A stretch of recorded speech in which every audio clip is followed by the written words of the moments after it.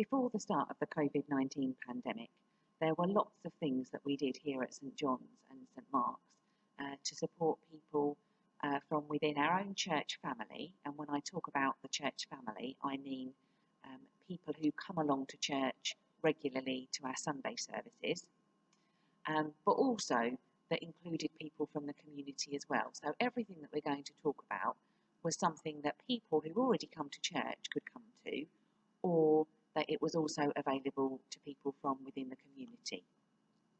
So starting with the very youngest, we used to have a toddler group called Little Fishes that was for preschool children, where they could come and play for a little while and then hear some stories from the Bible.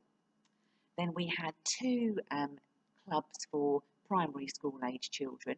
We had our after school club on a Monday, which is called Searchlights, and we also had Friday club on a Friday at tea time, where people could again come along and have games and do crafts and activities and also hear something from the Bible. Then we also had a youth club and a drama group for our secondary school aged children. Then we had other groups that were more aimed at older members of the community. So we had a group that met on a Thursday called Together and Together Again. And on one Thursday, that would be like a church service.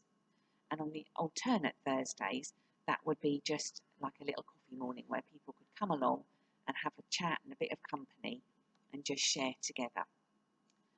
We also ran some activities in some of the care homes. Sometimes that was visiting people. Sometimes that was visiting people to give them communion. And sometimes that was to run a coffee morning or to run a little church service within the care home.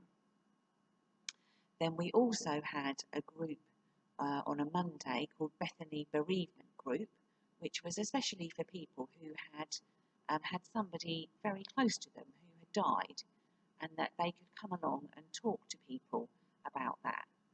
And those people would try and help them and share with them in their sadness and through their difficult time. And then as well, we had two lunch clubs. So we had Tuesdays up at our church at St Mark's, where once a month people could come along and have a really nice meal together, and then have a little thought from the Bible at the end.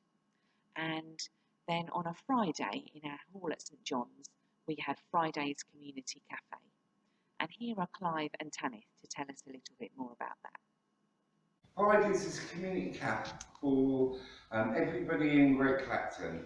And what we do, we provide meals at a very reasonable price, and we reach out to the community. And what we try and do, if anybody hasn't got any money, we provide them with a really good meal. We deliver to people that can't get to Fridays, and we just support the community as much as we possibly can. We also serve the veterans. Chanik will tell you a little bit more about the veterans. Veterans are people that have served for our country and other countries around the world. So they are welcome here. We used to do lovely breakfasts for them, but at the moment we're not being able to do it, but we will deliver food for them.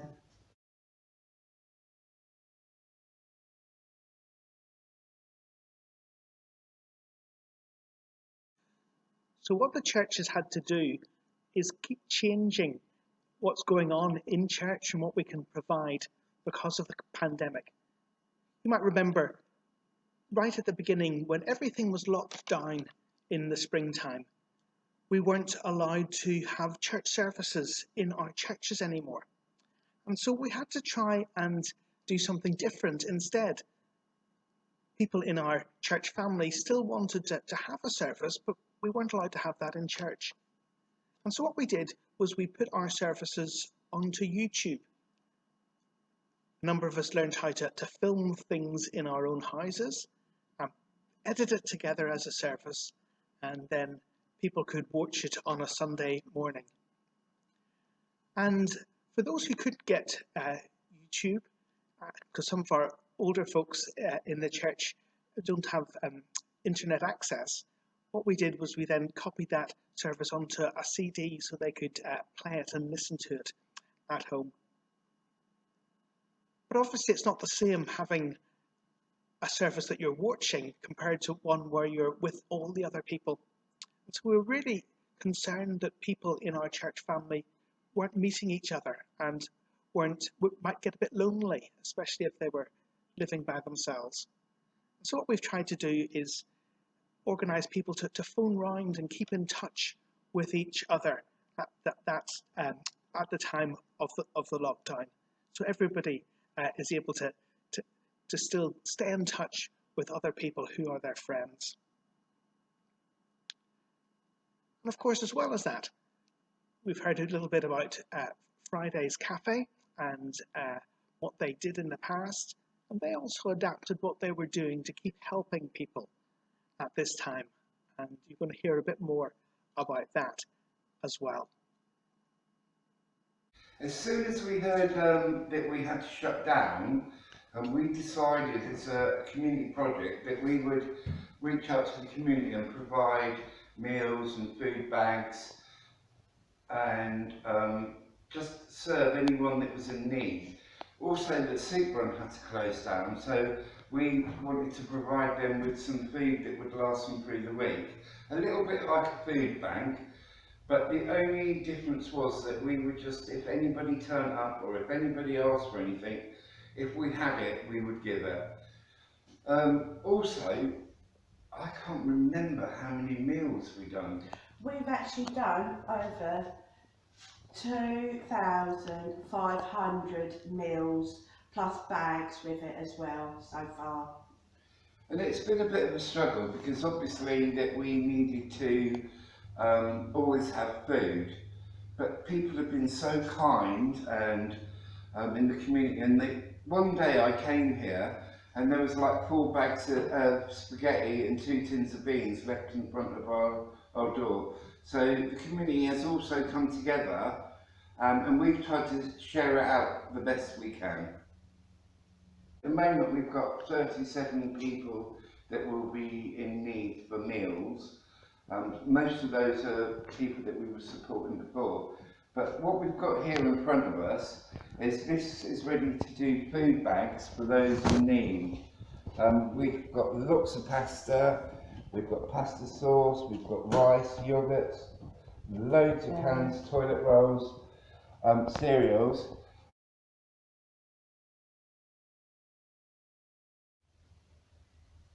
So where has the money come from that's enabled you to do this? The church family have been really generous and they've given us some money. We also, just before the pandemic, we were in Asda's for the green tokens and we sort of came first in their thing and then we got some money. How much was it, Tana? Was it £500? Yeah, it was £500.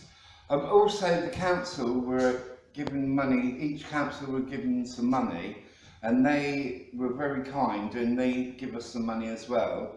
So basically what we've done is any money that came in, we've bought stuff that can be shared out. And also we obviously are part of Food Share and we collect food from Tesco's and Asda. So Tan, if you go, what day do you go to Asda? I go Fridays to pick up charity food. And then also at Tesco's we do a Wednesday, a Friday and Saturday. And what Food Share is all about, it's about the food that would be normally sold. If not, what they would have to do is put it in landfill. So it provides people with food that would normally be thrown away. And what we do is we share it out within the food bags, don't we? Yes. So, you know, it's a really good thing and it helps the community. It's helped many people out. It does. Then things changed as things got better as we got into the summer months. And for a start, churches were told that they still couldn't have services, but they could open their buildings again and have people come in and pray by themselves, pray quietly in their buildings. And as soon as we were allowed to do that, we opened the buildings so people could do that. Often people who are maybe feeling alone or feeling worried about a situation find it useful to come into a church building where it's nice and quiet and just sit and ask for God's help. And that's why we did that. And then after a while, we were allowed to have services in our buildings again. And we were given some rules that we had to obey if we were to have services in. And you might see that the church at the moment behind me is looking a bit different. One of the rules was that we had to spread all the chairs out so that people weren't sitting too close together. We all had to wear, and we still do when we meet together, have to wear our masks on Sunday mornings. We have to sanitize our hands when we come in. We're not allowed to have tea and coffee where people would all bunch together at the moment. So we have to go outside the church building to chat to one another instead, because it's always safer to chat outside than inside. So we've tried to change things to keep people safe, but to still be able to meet together as a church. So we're learning from God together, we can pray to God together, and we can encourage and help one another together. And as well as that, over the summer months and into the autumn, we've been able to do some other things. During the lockdown period, earlier in the year, our children's groups and our youth groups had to meet online instead. So we used things like Zoom and some YouTube videos. And we did that for our after school club, and we did that for our youth club, and we even had a holiday club online as well. So there was something for children and young people to do. But as things have opened up and we're allowed to do more in our buildings, we've had some of our groups back again. We've had our after school club back. We've had our youth club back. Now, they have to obey different rules to normal as well to keep everybody safe and keep apart and all those things. But it's been great to be able to do some of those things again in our buildings. We've been able to start some groups that help the community too. Our Bethany bereavement group for people who've lost a loved one, to support them, is being able to meet again in a safe way. And I've been able to go into some sheltered housing and take a little service there for people who can't get to church too. So we have been able to do quite a lot of things over the summer and at the beginning of the autumn. But you've probably heard that things are going to change again. And during November, we're being asked not to hold services in our church buildings. And we're asked not to hold our youth activities in our church buildings. So we're going to have to swap everything back to doing things on YouTube and online, on Zoom and so on. And there are some people who haven't been able, for medical reasons or other reasons, to come back to our services. So right through this time, we've tried to keep some things going online, on YouTube, all the time. So there's something for everybody to join in with, whether they feel able to come back to our services in our buildings or whether they're being careful and staying at home at this time. So really what we've had to do is to adapt things again and again. And I think that's the big thing. We've always had to be ready to adapt. We want to do as many things to help our community and to help our church family as we can. But we have to do them in a safe way. And as the situation has changed, that's meant adapting what we do so that we keep providing things, but we might have to do them in a different way because it's not safe to do it in the way that we used to. And one thing that's been especially affected is how we help people who are having a funeral service. Obviously, we've had funeral services right through these months, but we've had to again change how we do that Sometimes we've had to hold things outside in the cemetery because we weren't able to use our church buildings, or be very careful how we do it as well. We still want to help people and comfort people at that time. Another thing that's been a bit sad is that we haven't been allowed to hold weddings as we would like to hold them. And we've got one poor couple who postponed their wedding in the spring and planned it for November and are having to postpone it again. But we're going to get them married one way or another as soon as we can.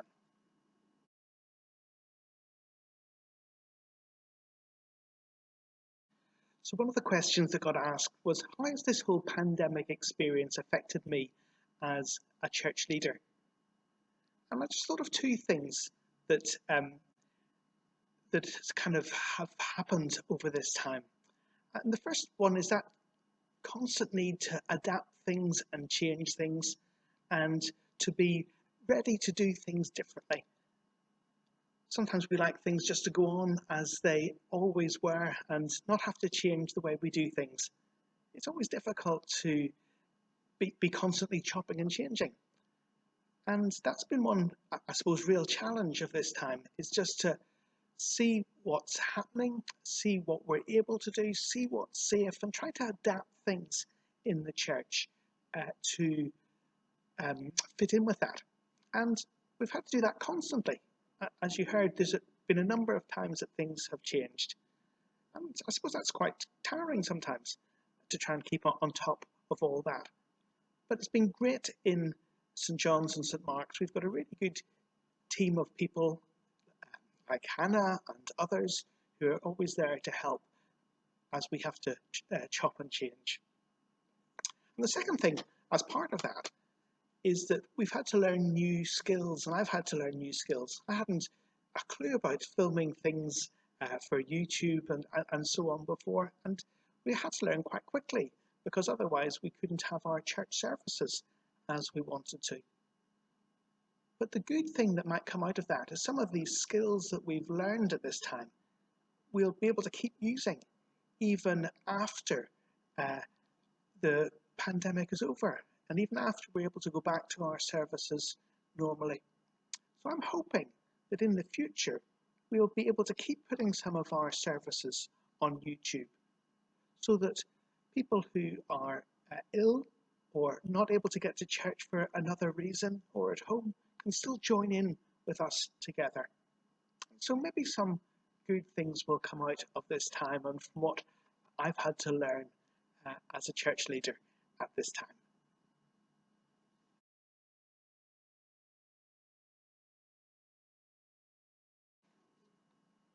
Some people wanted to know how this time has affected us personally as Christians, and how has our faith helped us during this time of coronavirus. And maybe just a couple of things that it's helped me with. The Bible tells us that life isn't always going to be easy, and that even when we're Christians, bad and sad things do happen. The Bible's very honest about that. But what it does say is that God can be with us and help us and support us through these times. Not just that, God can even use difficult times to do special things in our lives and in the lives of other people around. So although I don't know exactly why this has all happened as it has just now, I'm hoping that God will use this situation so that somehow good things will come out of that.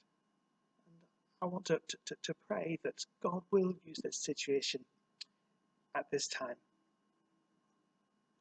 And one other thing is that sometimes difficult situations like this can help us to trust God more. It forces us to pray to Him and ask for His help, and to trust that He is doing good things and that there is hope because of God in a situation like this? The Bible tells us that God is in control. Now, that doesn't mean that he's in control of our every move and our every thought, as though we are characters in a computer game. Because when God created people, he gave them something that the Bible calls free will, which is the ability to choose for themselves, to make their own decisions. And we can make good decisions and we can make bad decisions. And over the years, lots of people have made many bad decisions that have led to all the sadness and suffering in our world, including the coronavirus pandemic that we're experiencing now. And when God sees this sadness and suffering in the world, it makes him feel sad too. But remember, I said that the Bible tells us that God is ultimately in control of everything. And the Bible tells us that God has got a plan that is for good. That means that one day there will only be good in the world and all the sadness and suffering will come to an end. So although this is a time of sadness and difficulty for many people, my faith gives me hope and reassurance that this is only temporary. It will come to an end. And one day God will change the world in an amazing and wonderful way, so that there are no more tears and no more sadness. The world will only be full of love and happiness and joy. Here are some other of our friends from St John's and St Mark's who are here to tell us a bit about how their faith has helped them through this COVID-19 pandemic. So faith for me has been really important during this whole COVID pandemic. I think probably the most important thing is that it's given me peace, because there's been plenty of times when I've felt really worried and really quite anxious about everything, but to have my faith and to be able to sit and talk to God and to pray gives me a huge sense of peace, and it helps me to keep everything else in perspective. And it's a place to run to, isn't it? You know, there's so much about this situation that, you know, could make you feel quite panicky and really frightened. But to have faith means that I know that God's in control, and while it might seem really scary and just awful sometimes, that there is a light at the end of the tunnel. We are going to come out the other side of this, and yes, God absolutely is in control, and he's watching over me and all my family and friends and all of you as well. And that has been really, really important to me, and has been fundamental in helping me to cope with everything and to keep a level head about things and not get into that spiral of depression and stress and anxiety. It's been really important to me. I think faith has played a huge part in my COVID-19 experience. I think the biggest thing really has just been a trust in God. Now, I believe that God has been with me through this time and has really been helping me with all of the things that I need to do, and just in all sorts of ways really helping me not to be anxious, helping me not to worry about my family and about all of these things. But also, I think just in terms of trusting that the things that are happening are not kind of random or chaotic, you know, that the things that are happening have a purpose, that God is working still and in charge still through the difficult times as well as the good times, and trusting that God will bring us through it and will bring good out of it as well, and will, you know, work it for good in my own life as well as in the world. You know, just trusting in God that he's in charge and that he can help me, he can help us through that time. That's what difference faith has made in this time. I wasn't looking forward to lockdown in the spring, but I knew that although I was living alone, I was not alone. My trust in Jesus helped me through very difficult times, and other Christians were a great help, keeping in touch and showing they cared.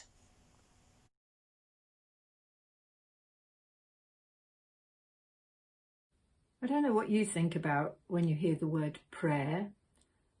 Maybe you think about the Lord's Prayer, and that's a very good prayer because that's how Jesus taught his disciples and us to pray to our Heavenly Father. That's a very good prayer. But I'm thinking at the moment about what prayer means to me and what it has meant to me throughout this lockdown, and that is just talking to God, just a conversation with God, like you have a conversation with your friends. And you can tell a good friend absolutely everything, can't you? So I talk to God, I talk to him about the things that make me happy, and I thank him, and I talk to him about the things that make me sad. And I've been doing that for about 60 years now, since I started following Jesus as a teenager. Now, during lockdown, it's one of the main things that I've been talking to God about is what I used to do, what I used to be able to do a lot of, and that was to visit older people in their homes or in their care homes, people who couldn't get out to do much or get out at all, people who were finding it difficult in some way, or were lonely or were sad, or just liked a bit of company. And of course all that stopped because for their own protection we haven't been allowed to visit the people in care homes. And so instead of being able to visit them, I've been praying for them and asking God to just be there for them when other people that they love can't be there, to be their presence, to be with them and comforting them and helping them through the difficult times. And I know that God listens to those prayers. I don't know if you've ever spoken to somebody and you begin to realise that they're not really listening to you. They've got their mind on something else, they're distracted by something else, or maybe they're trying to think of some kind of a smart answer to give you. Or sometimes someone, you're trying to talk to them and they're actually glancing down at their phone all the time. Well, do you know, God is never like that. He's never distracted when we talk to him. He is God, the creator of the whole universe, and he loves us and he wants to listen to us. And he can hear every prayer in the name of Jesus, every prayer as if that person was the only person speaking to him at that moment. I don't know how he does it, but he is God and he's bigger than us, so much bigger than us. And so that's what's given me hope through the lockdown, that even though I can't perhaps do what I was doing before, God is still there for the people that I love and I care for. I think prayer did help me to remain hopeful and to have a productive focus. There's a verse in the Bible which says, "Cast all your anxieties on God because he cares for you." And that's what we can do in prayer, and that's what it was like for me.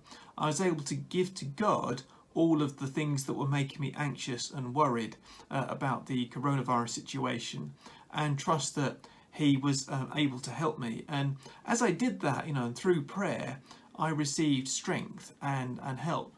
And I think it's just been enormously helpful in just helping me to sort of keep things in perspective, trust that God's in control, and know that he will help me, and just ask for help for the things that I need every day. And that's just been hugely beneficial for me over these last few months.